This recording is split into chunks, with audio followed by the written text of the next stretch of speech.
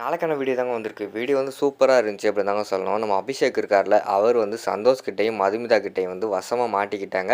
மதுமிதா வந்து ஒரு master mind பண்ணி கரெக்ட்டா வந்து கண்டுபிடிக்கிறாங்க அப்படின்னு தாங்க சொல்லணும். அதெல்லாம் பார்க்குறப்போ சேனலை மட்டும் மறக்காம லைக் அண்ட் சப்ஸ்கிரைப் மட்டும் பண்ணிருங்க.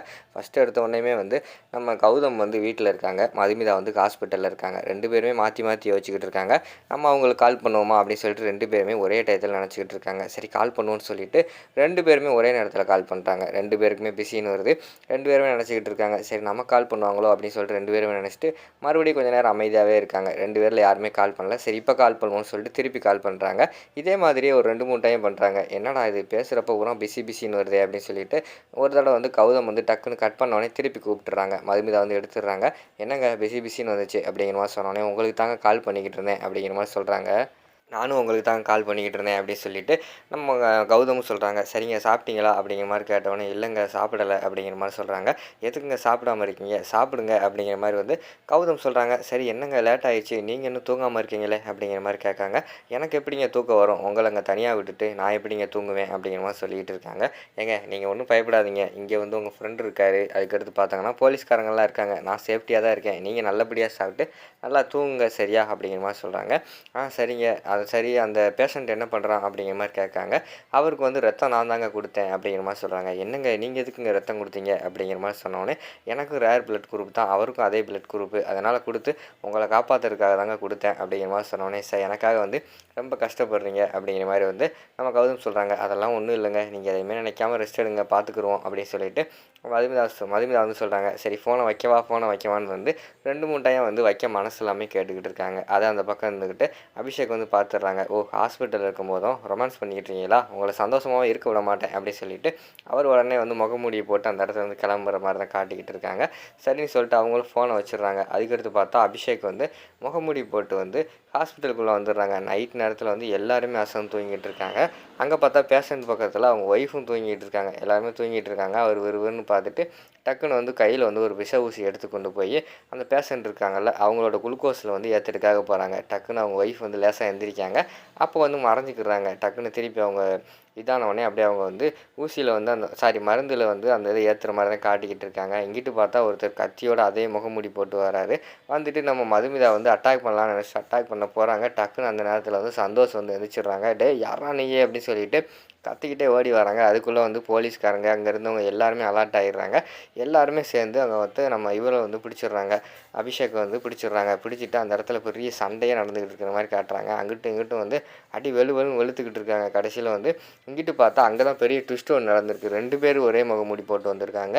நம்ம அபிஷேக் கூட இன்னொருத்தர் வந்திருக்காங்க. இன்னொருத்தர் வந்து விஷ ஊசி ஏற்றிக்கிட்டு இருக்காரு. அவர் வந்து இங்கே சத்தம் கேட்டதோடனே அவர் பயந்து போய் ஓட ஆரம்பிச்சிட்டார் விஷ ஊசி ஏற்றிட்டு.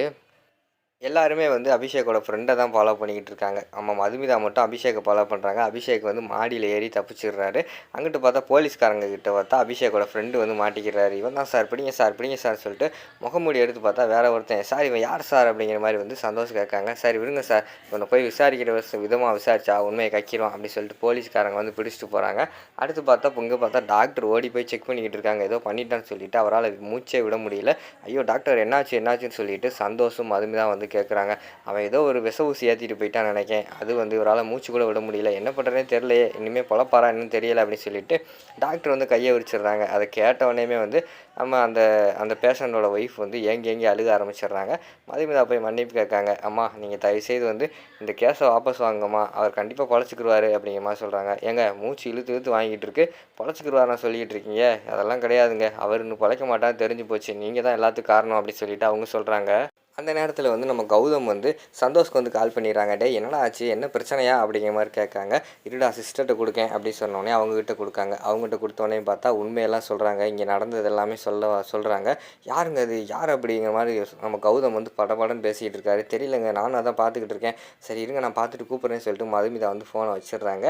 அங்கிட்டு பார்த்தா மாடியில் வந்து ஒளிஞ்சிருக்காரு நம்ம அபிஷேக் வந்து முகமுடியை கழட்டிட்டு ஏய் இந்த டைம் வந்து நீ என்கிட்ட இருந்து தப்பிச்சிட்ட, ஆனால் உன்னை உயிரோடவே விடமாட்டேன், பாரு உன்னை என்ன பண்ணுறேன் பாருன்னு சொல்லிட்டு அவர் வந்து வில்லத்தனமாக யோசிச்சுக்கிட்டு இருக்காரு. அந்த நேரத்தில் தான் மதுமிதாவுக்கு வந்து ஒரு சூப்பரான ஐடியா தோணுது.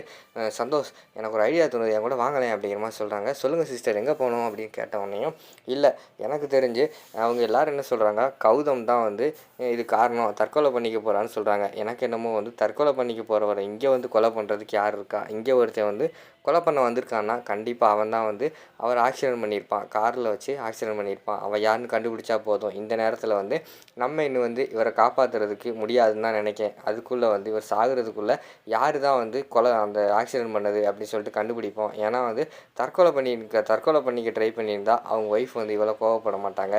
அவங்க இவ்வளோ கோவப்படுறாங்கன்னா ஏதோ இருக்குது, வாங்க அந்த ஸ்பாட்டுக்கு போகணும்னு சொல்லிட்டு ஆக்சிடென்ட் ஆன ஸ்பாட்டுக்கு போகிறாங்க. அங்கே போய் சிசிடிவி கேமரா இருக்கான்னு செக் பண்ணுங்கன்னு சொல்லிட்டு இருக்காங்க. இங்கே எதுவுமே இல்லையே சிஸ்டர் அப்படிங்கிற மாதிரி சொல்கிறாங்க. பாருங்கள் ஏதாவது ஒன்று சிக்கும் அப்படின்னு சொல்லிட்டு 2 பேருமே அங்கிட்டு இங்கிட்டு தேடிக்கிட்டு இருக்காங்க. கடைசியில் பார்த்தா மதுமிதா இருக்காங்களே, அவங்க ஒரு இடத்துல வந்து சிசிடிவி கேமரா செக் பண்ணிடுறாங்க. இங்கே வாங்க சந்தோஷ் அப்படிங்கிற மாதிரி கூப்பிட்டோன்னே போகிறாங்க. இங்கே பாருங்கள், இங்கே ஒரு சிசிடிவி கேமரா இருக்குது, இதை செக் பண்ணால் கண்டிப்பாக அது யாருன்னு கண்டுபிடிச்சிடலாம் அப்படின்னு சொல்லிட்டு டக்குன்னு அந்த சிசிடிவி கேமரா இருக்கிற அந்த ரூமில் போய் செக் பண்ணுறாங்க. பார்த்தா அங்கே அபிஷேக் வந்து மாசாக இறங்குறாரு. அந்த ஃபேஸ் மாஸ்க்கெல்லாம் போட்டு இறங்குற மாதிரி தான் காட்டுறாங்க.